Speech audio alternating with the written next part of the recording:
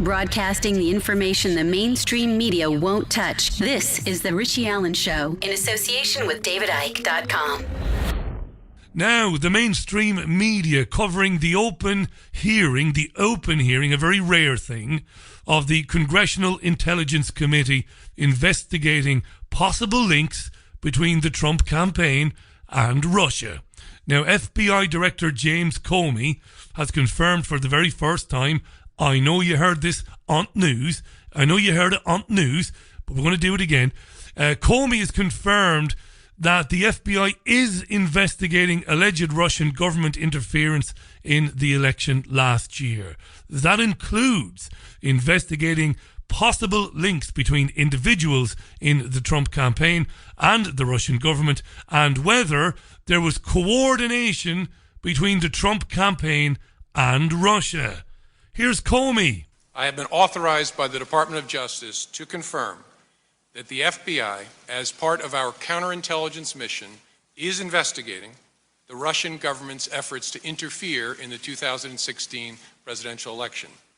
And that includes investigating the nature of any links between individuals associated with the Trump campaign and the Russian government, and whether there was any coordination between the campaign and Russia's efforts. Now, I'm going to tell you before you ask, because I know you work for a living and you're only getting in from a day's work, and I know you're screaming going, Richie, was there any mention of WikiLeaks and Vault 7?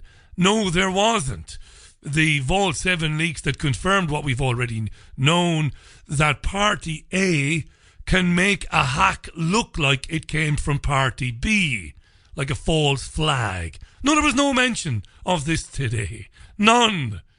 Because as far as I can tell, and I'm no fan of Trump, there is no evidence that anybody from Russia was involved in influencing the US election. Now, Comey said the investigation was very complex.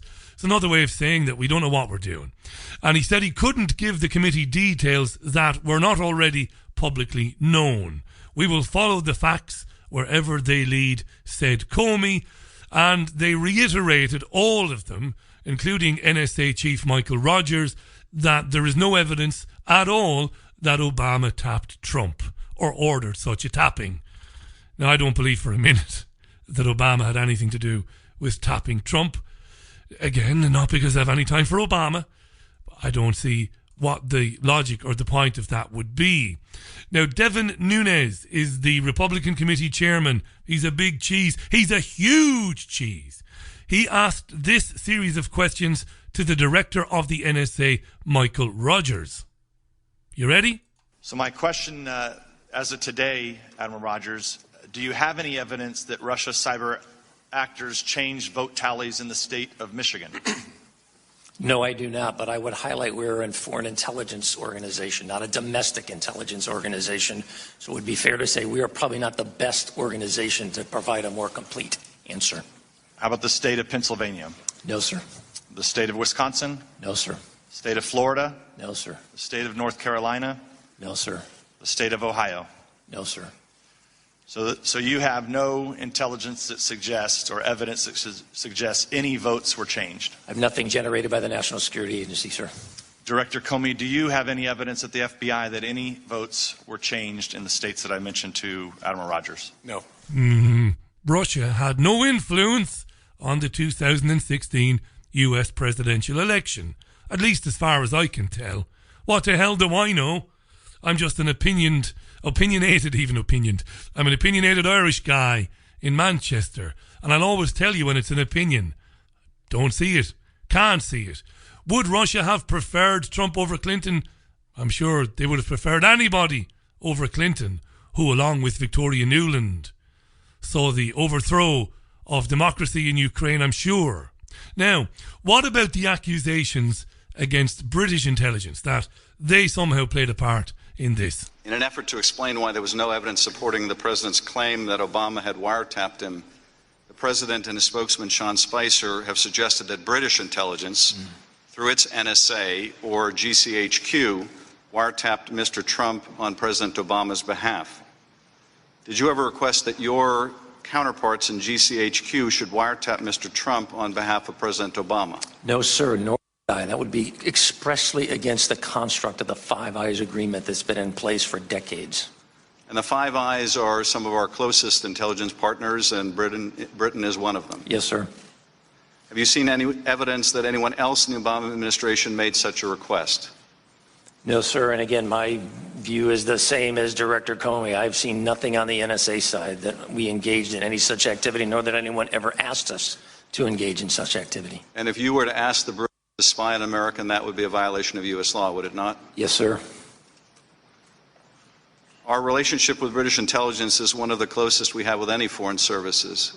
Isn't that true? Yes, sir. Now, our British allies have called the president's suggestion that they wiretapped him for Obama nonsense and utterly ridiculous. Would you agree? Yes, sir. Yeah, right. So that's about the gist of it then, dear listener. You've heard the gist of it. They're looking at links between Trump campaign people and Russia. They're looking at whether or not, well, they said categorically that Obama didn't tap Trump, but primarily they're looking for collusion between Russia and members of Trump's team, and they're looking at evidence that Russia is hacking and interfering in US life in general, right? There you go. Now, around about an hour ago, the White House Press Secretary Sean Spicer, I suppose, responded to this. This was the first official response, even though Trump was tweeting all the way through it. Utterly bizarre. When you've been observing geopolitics, geopolitical events, politics, world affairs, economics like I have for the best part of 20 years, despite your knowledge that it's all a puppet show anyway, which it is, you still can't help feeling utterly weird when you watch what's going on social media. Anyway, over to Sean Spicer. Investigating it and having proof of it are two different things. You look at the acting Obama CIA director said that there's smoke but there's no fire, Senator Tom Cotton. Not that I'm seen and not that I'm aware of. You look at Director Clapper, not to my knowledge. Senator Chris Coons, Democrat from Delaware, I have no evidence of collusion. I mean, there's a point at which you continue to search for something that everybody who's been briefed hasn't seen or found. I think it's fine to look into it, but at the end of the day, they're going to come to the same conclusion that everybody else has had. So you can continue to look for something, but continuing to look for something that doesn't exist doesn't matter.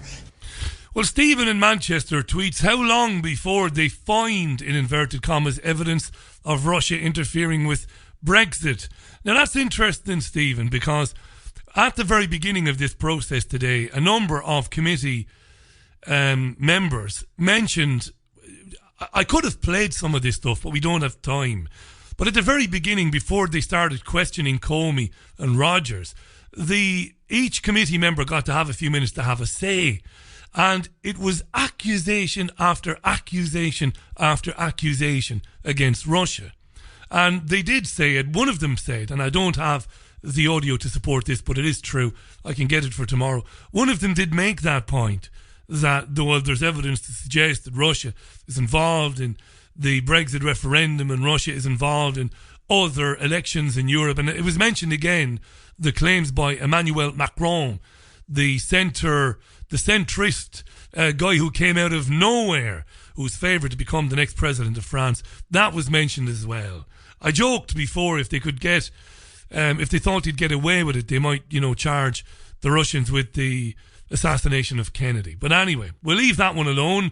We're going to pick it up again in a few minutes with our first guest, Gareth Porter. Now, Theresa May will officially notify the European Union that the UK is intending to leave by triggering Article 50.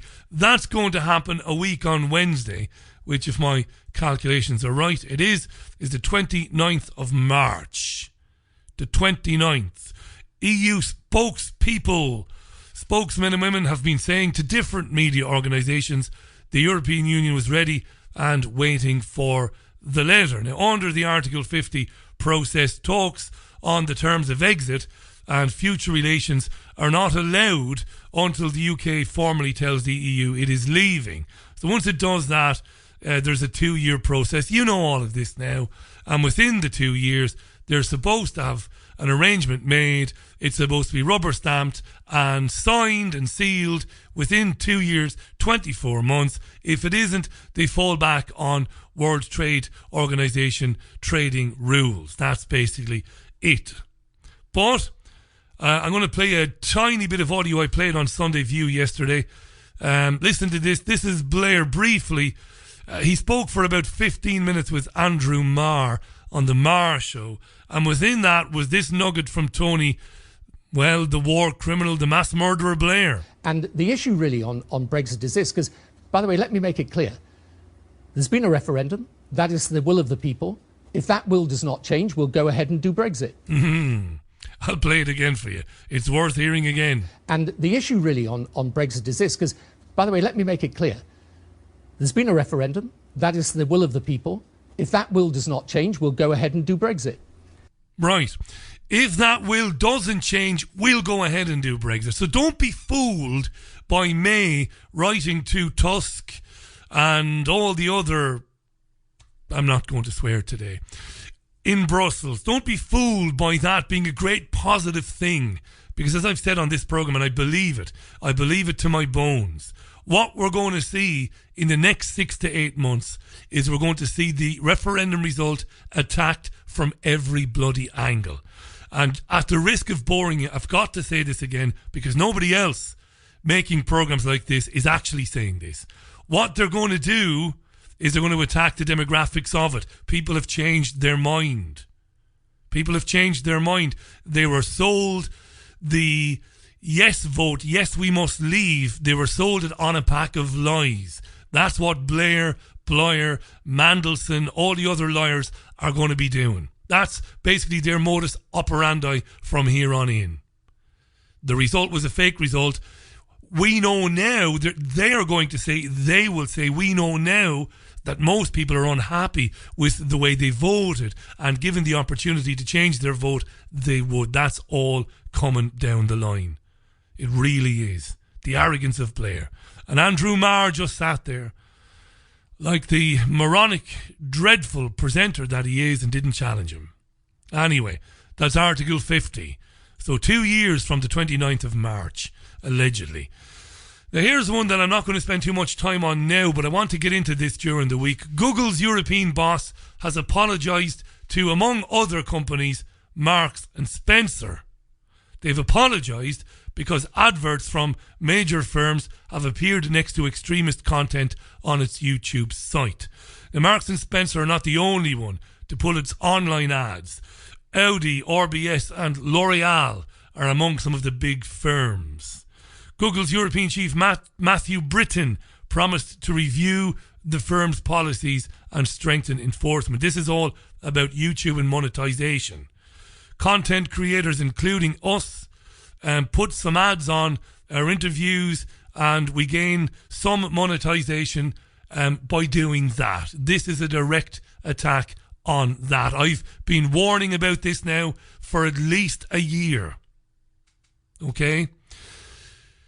The Times of London said, wait for this, that rape apologists, anti-Semites and hate preachers were among those receiving payouts from video monetization. Rape apologists. That's disgusting, isn't it? Who could argue with it? Hate preachers, what does that mean? Exactly. Nobody will define what a hate preacher is. Is it somebody who totally disagrees with the foreign policies of Western governments, or is it somebody who recommends that somebody else takes up weapons and kills innocent people? Because if it's the latter, I have no problem with anybody saying, don't put my advertisements anywhere near this guy's content. I've no problem with that. Anti-Semites, though, that's interesting, isn't it? Because anybody who questions the behaviour, the policies of the conduct of the Israeli government is being labelled as anti-Semitic. So does that mean that programmes such as this one, who talk about the Israeli question and interview men and women who are saying things about Israel that they are not allowed to say on mainstream media. Does that mean our content is under threat? You better believe it does. You better believe it does. That's where this is going, and we've been talking about this, as I said, for nearly a year now. And significant numbers of our videos have been demonetized by YouTube because something in the title or something in the conversation between me and the guest is not popular, is not wanted, is anti-system in some way, and the videos have been demonetized. That's where it's all going.